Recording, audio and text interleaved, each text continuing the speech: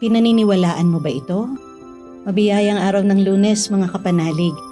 Kapistahan po nina Santa Marta, Santa Maria at San Lazaro, magkakapatid na kaibigan ng Panginoon.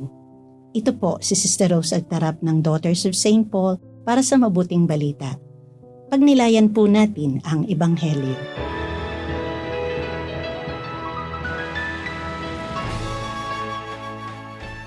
Pagdating ni Jesus, 4 na araw na palang nakalibing si Lazaro.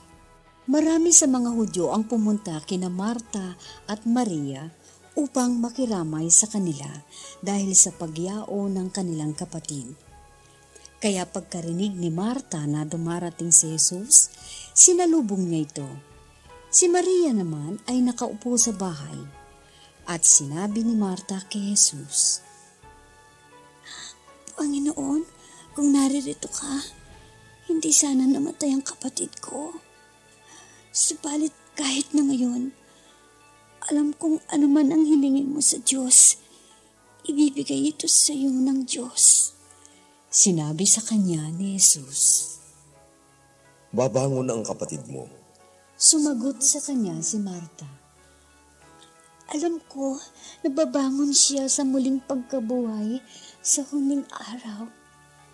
Sinabi sa kanya ni Jesus. Ako ang muling pagkabuhay at ang buhay. Mabubuhay ang naniniwala sa akin kahit na siya ay mamatay. Hinding-hindi mamamatay ang bawat nabubuhay sa paniniwala sa akin.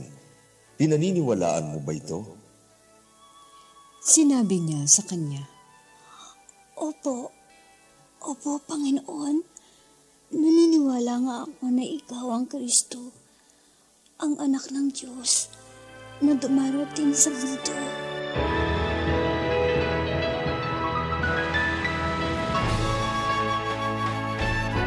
Meron ka bang BFF? Yung kaibigan o mga kaibigan na at home ka na dahil tanggap nila kung sino ka. Enjoy ka kapag kasama mo sila, di ba? Nakakatuwa silang kasama. Kasi kahit masaya o seryoso ang usapan, malaya mong nasasabi kung ano ang nasa loob mo. Malapit na kaibigan ni Jesus ang magkakapatid na sina Marta, Maria at Lazaro. Mababasa natin ito sa 4 na ebanghelyo. Oo, mga disipulo sila ni Jesus. Pero, madalas silang bisitahin ni Jesus. Kumain sila ng sama-sama at nagkukwentuhan. Si Maria ang naghugas sa paa ni Jesus ng kanyang luha at pinunasan ito ng mamahaling langis ng kanyang buhok. Si Marta naman, ang abalang naghanda ng kakainin nila habang umupo si Maria sa paanan ni Jesus at nakinig sa kanya. Nang mamatay si Lazaro, umiyak si Jesus. Kaya't nasabi ng mga Hudyo na talagang mahal niya si Lazaro. Nagbabalak na noon ang mga pinuno ng mga Hudyo na patayin si Jesus, pero hindi niya inalintana ang panganib sa pagpunta niya sa libingan ni Lazaro. Pinuhay niyang muli si Lazaro na kanyang minamahal na kaibigan.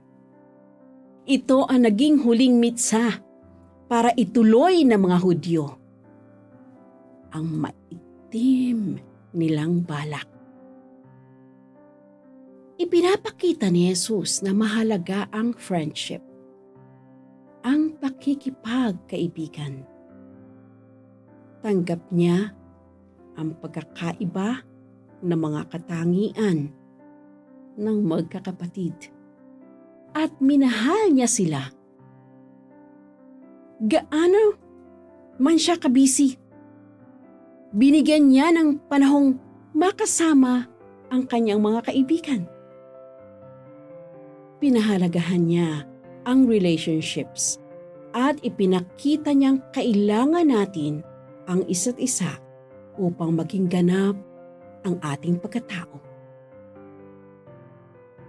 Ikaw, kapanalig, may panahon ka ba para sa iyong mga kaibigan?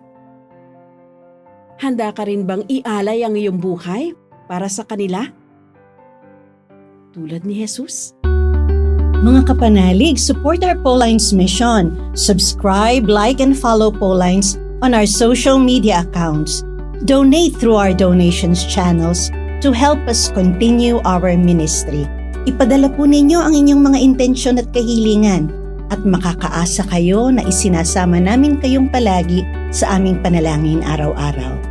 Ito pong muli si Sister Rose na nag-aanyaya sa inyong manalangin kasama ni San Ignacio ng Loyola. Panginoon, turuan mo akong maging bukas palad. Turuan mo akong maglingkod sa iyo na magbigay ng ayon sa nararapat, na walang hinihintay mula sa iyo, na makibakang di inaalintana ang mga hirap na dinaranas, sa tuwin ay magsumikap na hindi humahanap ng kapalit na kaginhawaan, na di naghihintay kundi ang aking mabatid na ang loob mo'y siyang sinusundan. Amen.